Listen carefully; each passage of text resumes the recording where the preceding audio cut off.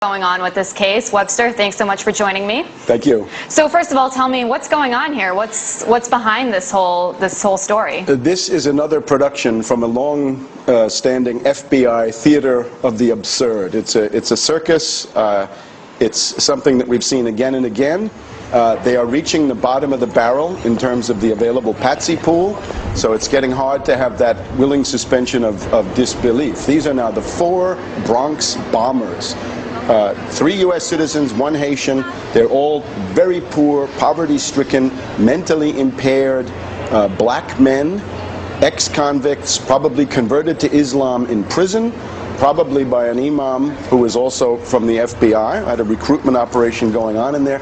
They're accused of wanting to bomb cars at a Jewish synagogue in Riverdale, which is part of the Bronx in New York City. Also trying to shoot down airplanes at a U.S. Air National Guard base in Newburgh, New York. In each case, C4 plastic explosive provided by the FBI that wouldn't work, and Stinger missiles, SAMs, that were provided by the FBI that also wouldn't work. And so why would the FBI do this? What were they thinking? Well, the goal is Pakistan, right? Ever since the Obama West Point speech, we can see that the U.S. is massively targeting Pakistan in every way. So in the past, we've had these things linked to all sorts of different countries, but now it's Pakistan. It's Jaish-e-Mohammed that these people have been sheep-dipped in, right? A connection has been established for them. And let's just go through. Who are these patsies? James Cromity, described as a wannabe terrorist of limited capacity and limited means. Laguerre Payen, I guess he's the Haitian. This is, according to his own lawyer, mentally challenged, taking medicine for schizophrenia, a low borderline IQ, in other words, a moron. Right. Of the other 2, one is a purse snatcher, one of them was stupefied on marijuana the day of the big attack. And so how could, targeting cars outside of a synagogue, tell me the connection between that and Pakistan? Well, because you're going to whip up tremendous hysteria, Islamophobia, but not the Bush-style Islamophobia against Iran or Iraq or whatever that was, but now it's got to be directed against Pakistan, and that's the connection that they've created. The way they did this was the FBI provocateur involved is a guy called Maqsood. His real name, I think, Shahid Hussein, variously described as fishy and creepy. So he comes on the scene. These poor guys have just been released from prison. They're destitute. He comes on the scene with money, jobs, cell phones, computers, rent money, money to buy dinner, and he tells the principal, Patsy Cromity, brother, whatever you need, you're going to get from me. So it's really an open and shut case. According to the Associated Press, these people are amateurs.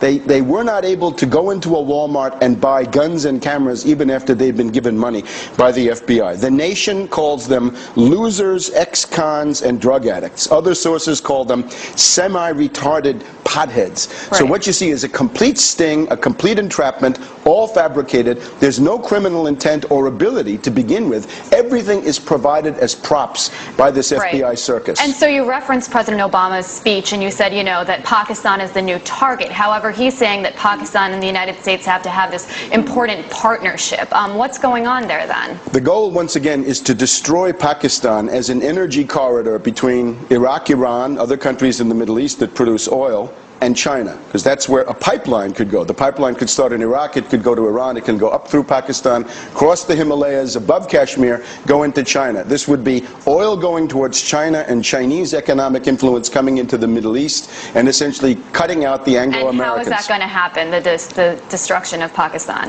The idea is to provoke a civil war. In other words, take the existing civil war inside Afghanistan and massively export it.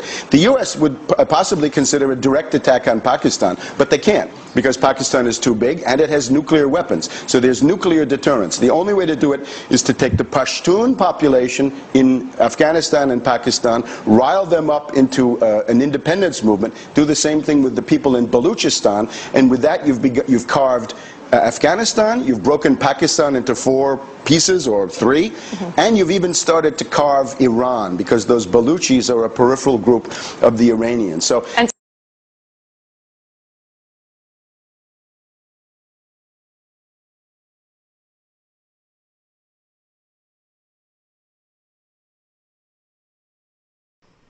Why the relationship between the United States and Israel? I'll tell you why.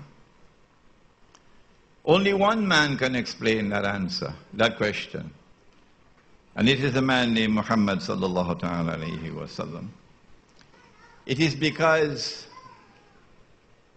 the first ruling state in the world, the modern world, of Britain, had to give way to a second ruling state in the modern world, the United States of America, in order that a third ruling state might emerge, which will be the last ruling state, and which must rule the world eternally, so that a man can emerge in Israel, who will be ruling Israel, and who would rule the world from Jerusalem. And that man would declare, I am the Messiah. We know it in Islam, if you don't know it. We know it, and we can explain it to you. That man is the Antichrist. That man is Dajjal, the false Messiah. And unless you study this subject, your understanding of international politics, your understanding of international economics, your understanding of international monetary economics would be inadequate. Israel, however, cannot rule the world until Israel wages a big war and the territory of the state were to expand dramatically to encompass the biblical frontiers, the false biblical frontiers, of course, from the river of Egypt to the river Euphrates. Israel cannot wage that big war so long as Pakistan has nuclear weapons. And so all the maneuverings on the chessboard in Pakistan and in northwestern Pakistan and in Afghanistan does not fool us. We know what's your target.